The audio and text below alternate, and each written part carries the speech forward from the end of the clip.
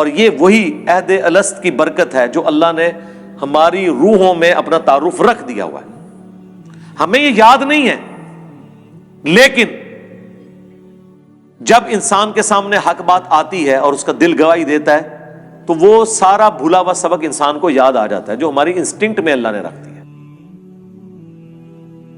اب اللہ تعالیٰ اس عہد الست کا ذکر فرمانے جا رہا ہے جو انسانوں سے اللہ تعالیٰ نے اس وقت لیا تھا جب پیدا فرما کے روحوں کو ڈورمنٹ پوزیشن میں کر دیا تھا، جو ہماری پہلی موت تھی.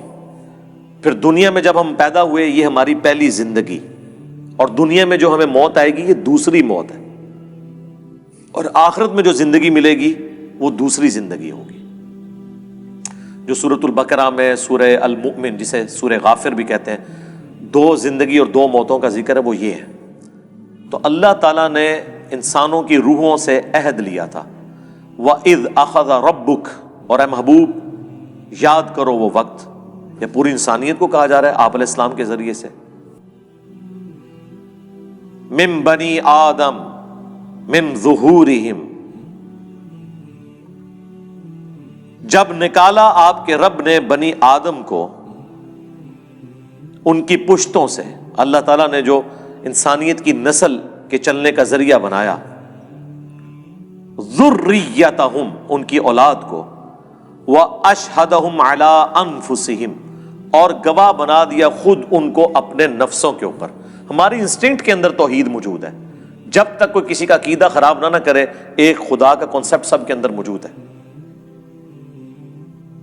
کبھی بھی کوئی انسان دوسرے انسان کو جو کھانے کا محتاج ہو، نیند کا محتاج ہو، پیشاب کا محتاج ہو، اس کو خدا کے مقابلے پہ مشکل کشا کبھی نہیں مانے گا کوئی انسان، کبھی بھی، جب تک کہ اسے کوئی الٹی پٹی نہ پڑھا دے.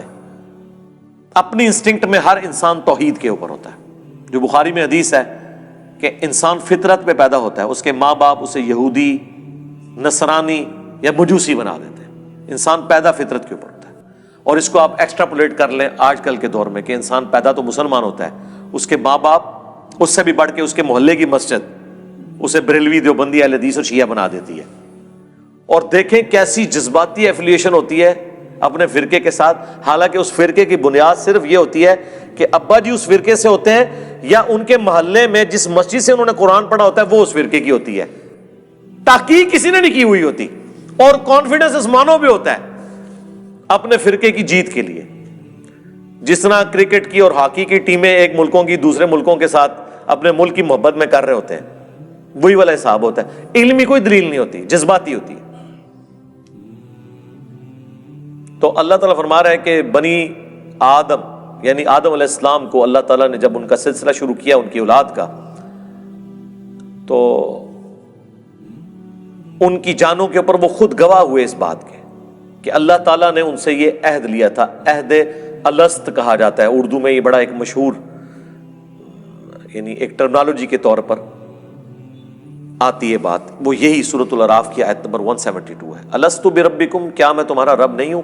قالوا بلا، سب نے کہا تھا یا اللہ ایسا ہی ہے، کیوں نہیں. شہیدنا، ہم نے گواہی دی، ان تقولوا یوم القیامت انا کنا عن ھذا غافلین. اللہ تعالیٰ فرماتا ہے کہ یہ ہم نے عہد تم سے اس لیے لیا تاکہ قیامت کے دن تم یہ نہ کہنا شروع کر دو کہ اللہ ہم تو دنیا میں غافل تھے، ہمیں تو پتہ ہی کچھ نہیں تھا. یعنی اگر کسی کے پاس کسی نبی کی دعوت نہیں بھی پہنچی ہوئی، جو اللہ نے اسے اخلاقی حص دی ہے اس کی وجہ سے ہی وہ اکاؤنٹیبل ہے. یہ تو اللہ کی رحمت ہے نا کہ اللہ کہتا ہے وما کننا معذبین حتی نبعث رسولا، ہم کسی قوم کو عذاب نہیں دیتے جب تک کہ اس میں رسول مبعوث نہ کر لیں. اللہ اس کا پابند نہیں ہے. اللہ تعالیٰ رسول بھیجے بغیر بھی انسان کا حساب و کتاب کر سکتا ہے اس اخلاقی حص کی وجہ سے جو اللہ نے انسان میں رکھ دی ہے. دنیا کا کوئی انسان جسے کسی نبی کا تعارف نہ بھی ہو، وہ اپنی انسٹنکٹ میں جھوٹ بولنے کو برا، سچ بولنے کو اچھا سمجھتا ہے. کسی کو دھوکہ دینے کو برا، کسی کے ساتھ نیکی کرنے کو اچھا سمجھتا ہے. یہ ہماری جبلت کے اندر ہے. اور یہ وہی عہد الست کی برکت ہے جو اللہ نے ہماری روحوں میں اپنا تعارف رکھ دیا ہوا ہے. ہمیں یہ یاد نہیں ہے، لیکن جب انسان کے سامنے حق بات آتی ہے اور اس کا دل گواہی دیتا ہے تو وہ سارا بھولا ہوا سبق انسان کو یاد آ جاتا ہے جو ہماری انسٹنکٹ میں اللہ نے رکھ دی ہے، وہ عہد الست یہی ہے۔ تو اللہ تعالیٰ ہمارا یہ اس لیے ہم نے رکھا کہ کوئی قیامت کے دن یہ بہانہ نہ کرے کہ ہمیں تو پتہ ہی نہیں چلا۔ او تقولوا، اب یہ ہمارا ذکر ہونے لگا ہے اس اعتبار سے کہ لوگ یہی کہہ رہے ہیں، یا تم یہ نہ کہو انما اشرک آباؤنا من قبل، کہ شرک تو ہمارے آباء و اجداد کیا کرتے تھے، وَكُنَّا ذُرِّيَّةً مِّن بَعْدِهِمْ، تو ہم بھی تو انہی کی اولاد تھے، ہم نے اسی طریقے پہ چلنا تھا، ہمارا کیا قصور کہ ہم کافروں کے گھر پیدا ہوئے۔ ایک سے لوگ پوچھ رہے ہوتے ہیں نا جی ان کا کیا قصور ہے جو ہندوؤں کے گھر پیدا ہوئے؟ ہم کہتے ہیں ان کا کیا قصور ہے جو مسلمانوں کے گھر پیدا ہوئے اور پوری زندگی قرآن ترجمے سے پڑھ کے اپنی توحید ٹھیک نہیں کر سکے۔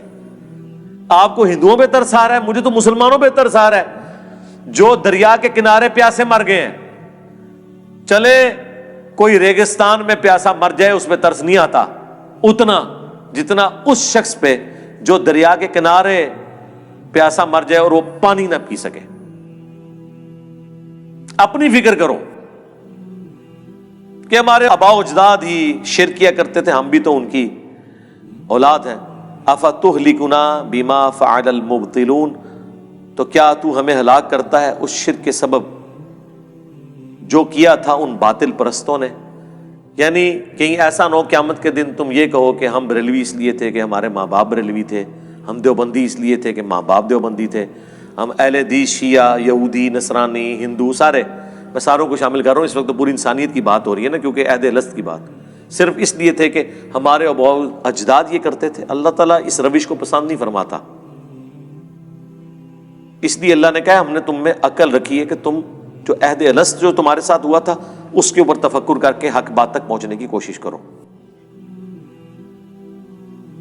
وَكَذَلِكَ نُفَصِّلُ الْآيَاتِ، اور اس طریقے سے ہم اپنی آیات کھول کر بیان کرتے ہیں، وَلَعَلَّهُمْ يَرْجِعُونَ، تاکہ وہ اس میں غور و تفکر کریں اور واپس پلٹ آئیں، کفر سے باز آ جائیں۔